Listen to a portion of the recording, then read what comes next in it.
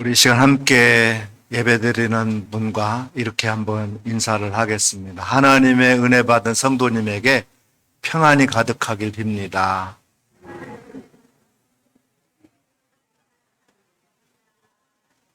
이제 성탄절이 다가오는데요.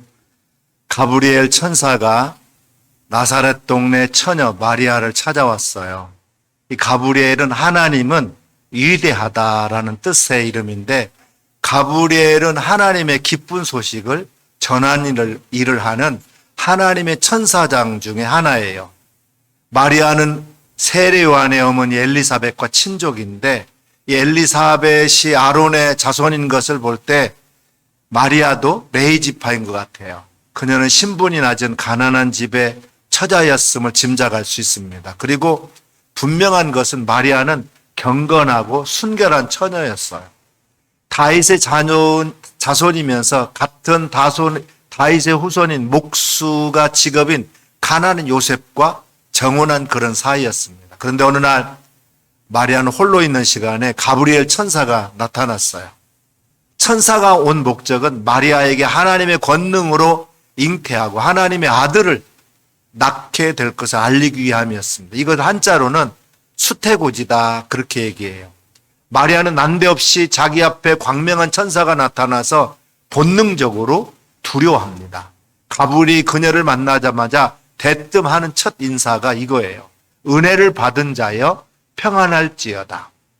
만약 그가 하나님의 은혜를 받기를 바라노니 평안하라, 하나님이 함께 하시기를 빈다, 이렇게 했다면 전혀 이상한 인사가 아니었을 건데 일종의 축복을 비는 그런 형태입니다. 그런데 가브리엘이 하는 인사는 그렇게 기원하는 그런 내용의 인사가 아니에요. 너는 이미 하나님의 은혜를 받은 자다. 이것은 완료 수동 형태입니다. 누가복음 1장 28절에 보면 그에게 들어가 이르되 은혜를 받은 자여 평안할지어다. 주께서 너와 함께 하시도다 그랬어요. 마리아는 이 말을 듣고 어안이 벙벙했어요. 왜 내가 하나님의 은혜를 받은 자며 하나님의 평안을 누릴 자격이 있으며 주님이 나와 같이 비천한 여인에게 함께 하신다는 말인가 하면서 의문을 가졌어요. 이 정도의 축복의 말씀을 받을 자격이 있는 사람은 구약시대에는 선지자나 제사장이나 왕과 같이 특별한 선택과 사명을 받은 사람들이 받을 만한 거였기 때문에 그랬어요. 마리아는 그 당시 멸시받고 천대받던 변방 지역인 갈릴리 나사렛에서 살고 있었어요. 그것도 경제적으로 가난한 집안의 지극히 평범한 여인이에요. 그런 자신에게 천사가 엄청난 축복의 말씀을 전해주는 것이 도저히 믿어지지 않았던 거예요. 그래서 그는 자신 앞에 나타난 존재가 정말 천사인지, 그가 전하는 말씀이 과연 하나님의 말씀인가조차도 의심하고 무섭기까지 했어요.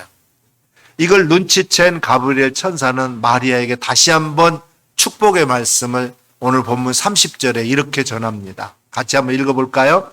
천사가 이르되 마리아여 무서워하지 말라, 내가 하나님의 은혜를 입었느니라. 그리고 왜 마리아가 왜 하나님의 특별한 은혜를 입게 되었는지를, 그 이유를 설명합니다. 의아해하는 마리아에게 천사 가브리엘은 그녀가 받은 은혜가 무엇인지를 자세히 설명해 주는데, 오늘 본문은 읽진 않았지만 31절에 33절에 보면 보라 네가 잉태하여 아들을 낳으리니 그 이름을 예수라 하라. 그가 큰 자가 되고 지극히 높으신 이 아들이라 일컬어질 것이요, 또 주 하나님께서 그 조상 다윗의 왕위를 그에게 주시리니 영원히 야곱의 집을 다스릴 것이며 그의 나라가 무궁하리라 그랬어요. 그녀가 받은 은혜는 바로 이거예요. 그녀의 몸이 하나님께 택한 바 되어서 하나님의 아들을 잉태하게 될 거고, 그녀의 몸에서 나는 자가 이스라엘에 오랫동안 기다렸던 메시아라는 거예요. 이 놀라운 소식을 듣고 그녀는 침착하게 다시 물었어요.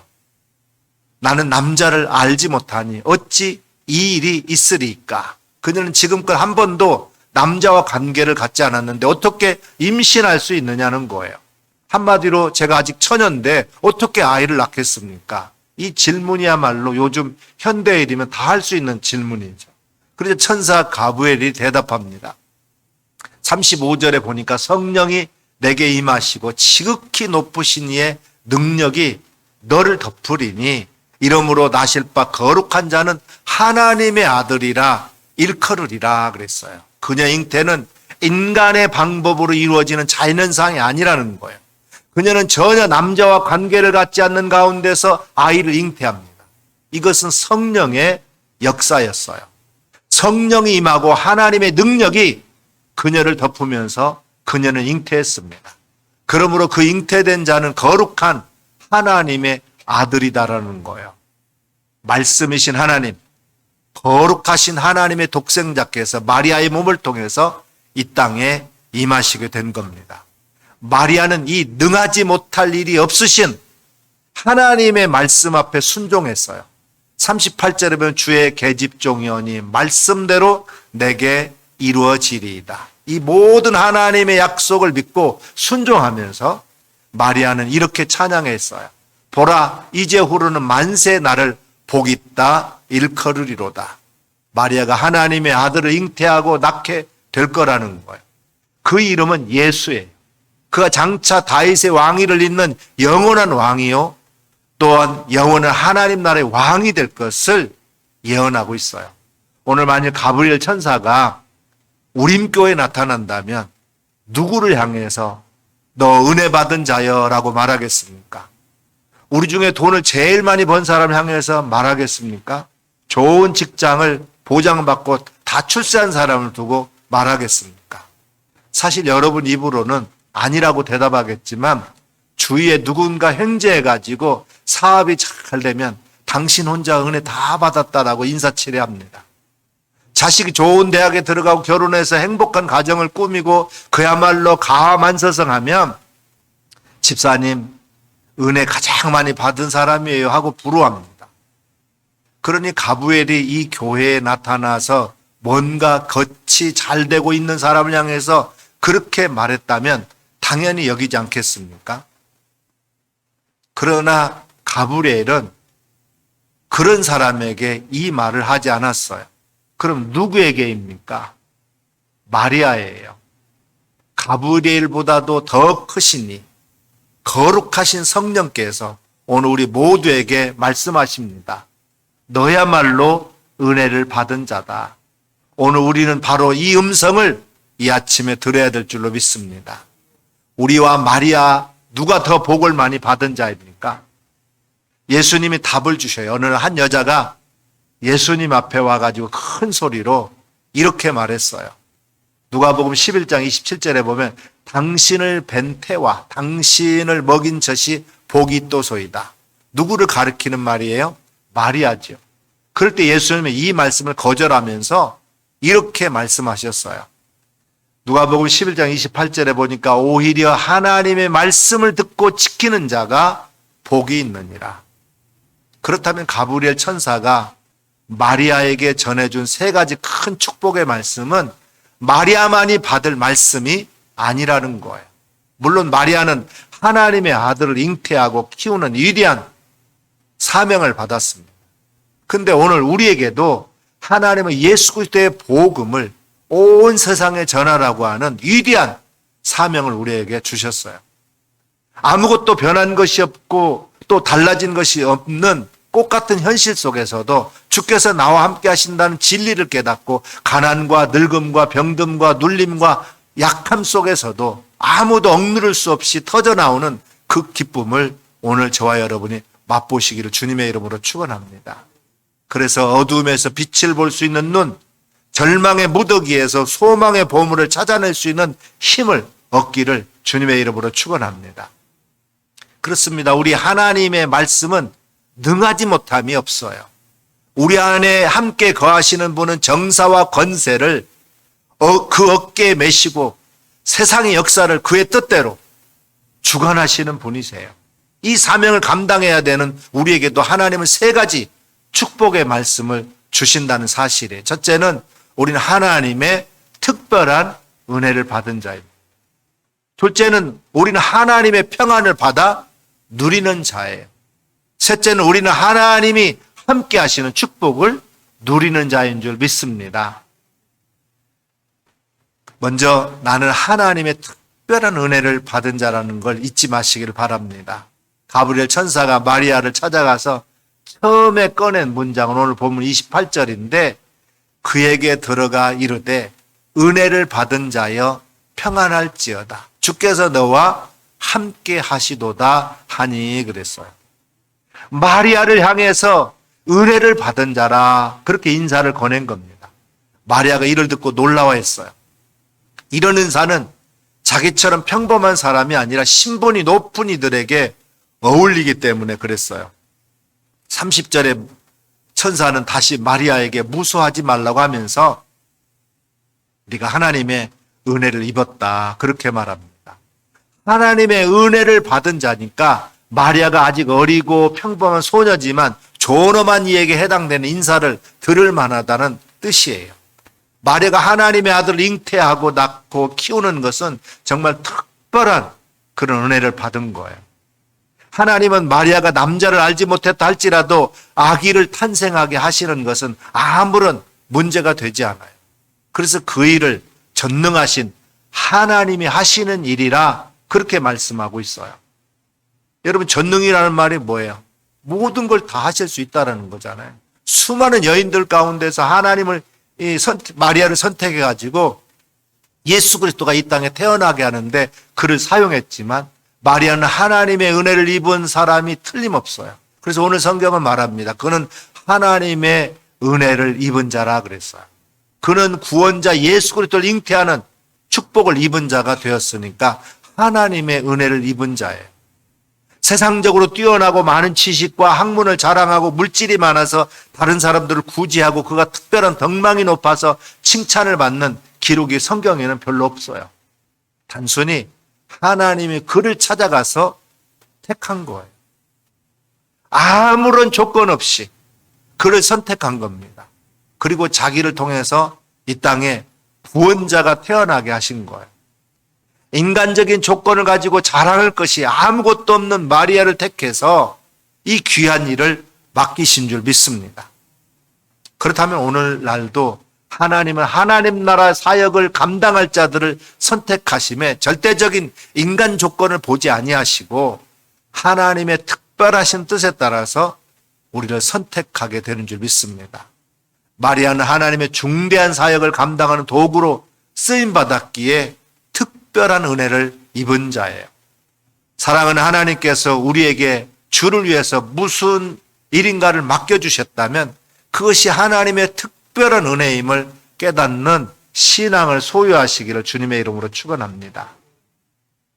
하나님의 선택함을 받고 거룩하고 사랑받는 자가 되었다면 우리는 분명히 은혜를 받은 자들이에요. 왜냐하면 우리는 복음을 전하는 왕 같은 제사장들이고 하나님의 사신들이기 때문에 그렇습니다. 하나님의 대행자들이기 때문에 그래요.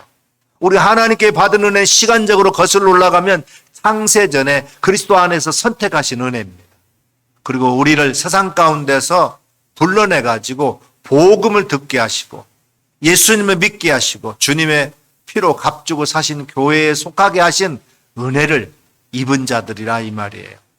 에베소서 1장 4절 5절 말씀 우리 같이 한번 보겠습니다. 곧 창세전에 예수 그리스도 안에서 우리를 택하사 우리로 사랑 안에서 그 앞에 거룩하고 흠이 없게 하시려고 그 기쁘신 뜻대로 우리를 예정하사 예수 그리스도로 말미암아 자기의 아들들이 되게 하셨으니 우리에게 성령을 부어주시고 성령의 감동하심을 통해서 깨닫게 하시고 옳은 길로 인도하시는 은혜를 입은 자들이다 이 말이에요.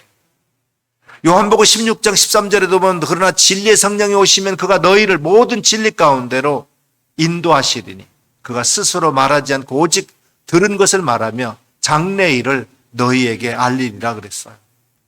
로마서 8장 14절에도 보면 무릇 하나님의 영으로 인도함을 받은 사람은 곧 하나님의 아들이라 그랬어요. 그래서 우리도 마리아처럼 하나님의 한량없는 은혜를 입은 자들이에요. 나는 하나님의 특별한 은혜를 받은 자다라는 고백이 여러분에게도 있기를 바랍니다. 두 번째로 나는 하나님의 평안을 받아 누리는 자예요. 28절 같이 한번 보겠습니다. 그에게 들어가 이르되 은혜를 받은 자여 평안할지어다. 주께서 너와 함께 하시도다. 이 가브리엘 천사는 마리아에게 무엇보다도 평안할지어다라고 선언합니다. 이 땅에 사는 동안에 우리가 건강하고 늘 좋은 일만 있기를 주님의 이름으로 축원합니다. 근데 그것보다 더 중요한 것은 어떤 일을 만나든지 어떤 상황이든지 평강을 지키는 거예요. 근데 뜬금없이 가브리엘 천사가 찾아와 가지고 은혜를 받은 자라 하고 평안할지어다 그렇게 인사하는데, 마리아가 그 말을 듣고 놀라서 이런 인사가 무슨 일인가 의아했어요. 이 인사를 하는 이유가 뭘까요? 천사 가브리엘의 말은 마리아에게 엄청난 폭탄 같은 말을 던지기 위해서 밑밥을 준 것과 같아요. 원래 가브리엘 천사는 어떤 존재입니까? 누가복음 1장 19절에 보면 나는 하나님 앞에서는 가브리엘이라 이 좋은 소식을 내게 말하라고 보내심을 입었노라 그랬어요. 좋은 소식을 전하는 천사가 전한 소식은 무엇입니까?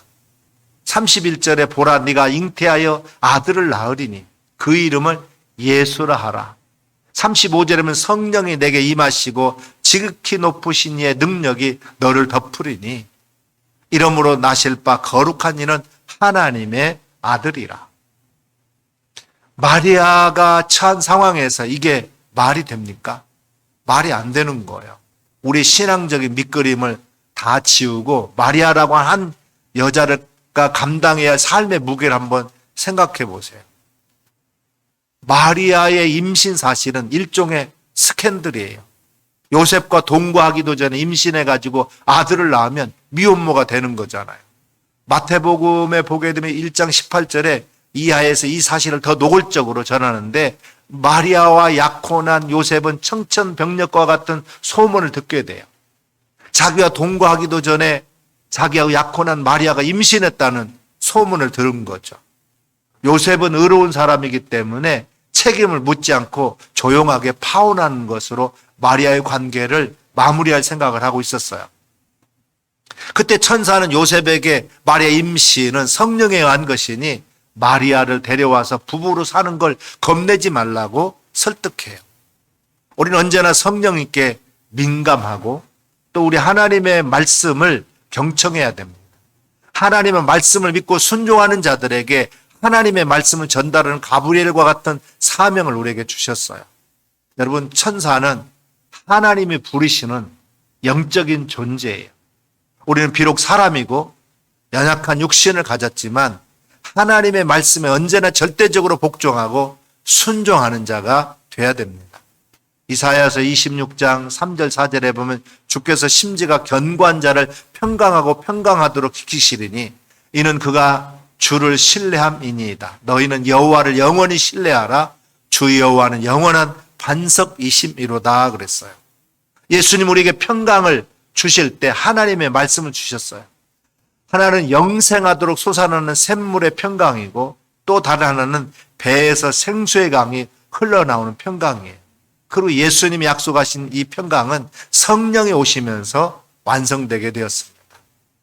요한복음 14장 27절 말씀에 보면 평안을 너희에게 끼치노니 곧 나의 평안을 너희에게 주노라. 내가 너희에게 주는 것은 세상이 주는 것 같지 아니하니라. 너희는 마음에 근심하지도 말고 두려워하지도 말라 그랬어요. 예수님이 주신 성령을 통해서 주신 평강을 오늘 저와 여러분이 다 누리시기를 주님의 이름으로 축원합니다. 내 안에 영생하도록 솟아나는 평강, 생수의 강과 같은 평강을 누리시기를 바랍니다. 세 번째로 나는 주님과 함께하는 축복을 받았다라는 거예요. 오늘 28절에 그에게 들어가 이르되 은혜를 받은 자의 평강할지어다 주께서 너와 함께 하시도다 하니 그랬어요. 마리아는 주께서 함께 하신다는 말을 이해하지 못했어요. 나처럼 미천한 처녀에게 주님께서 함께 하시다니 듣기는 좋지만 난 한 번도 주님께서 나와 함께 하신다는 것을 느끼지 못했어. 이해할 수가 없어. 이렇게 생각했던 거예요.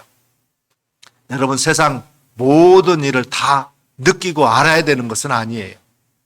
체험이나 느낌보다도 중요한 것은 사실입니다. 부모님이 돌아가시고 가난하게 이제 고생하는 청년이 있다고 합시다. 그런데 어느 날 한 번도 본 적이 없는 노인이 먼 나라에서 와가지고 난 네 할아버지다. 넌 내 손자다 하면서 막대한 재산을 물려준다면 어떻게 될까요? 실감이 날까요? 아무 느낌도 없고 믿어지지도 않을 거예요. 그러나 청년의 느낌보다도 중요한 것은 사실이에요. 느낌은 나중에 서서히 다가올 거고 자신이 이제 혼자가 아니라는 것이고 할아버지가 계신다는 거고 그리고 자신이 부자가 된 것을 실감하게 될 겁니다. 하나님의 임재를 단순히 믿는 것만으로 충분하지만 기왕이면 하나님의 임재를 내가 실제적으로 체험하면서 살기를 주님의 이름으로 축원합니다. 하나님께서 우리와 함께 계시다는 것을 우리가 느꼈든지 그렇지 못했든지 무언가 보았는지 들었는지에 상관없이 중요한 것은 하나님께서는 과거에도 나와 함께 계셨고 지금도 함께 하신다는 사실이에요. 이게 중요해요. 그러므로 우리는 하나님의 임재를 믿어야 될 줄로 믿습니다. 부활하신 예수님이 제자들이 보는 앞에서 하늘로 승천하셨어요. 그때 예수님은 승천하기 직전에 제자들에게 이런 말씀을 하셨습니다. 마태복음 28장 18절에 20절에 보면 예수께서 나와 말씀하여 이르시되 하늘과 땅의 모든 권세를 내게 주셨으니 그러므로 너희는 가서 모든 민족을 제자로 삼아 아버지와 아들과 성령의 이름으로 세례를 베풀고 내가 너희에게 분부한 모든 것을 가르쳐 지키게 하라. 볼지어다 내가 세상 끝날까지 너희와 항상 함께 있으리라 그랬어요.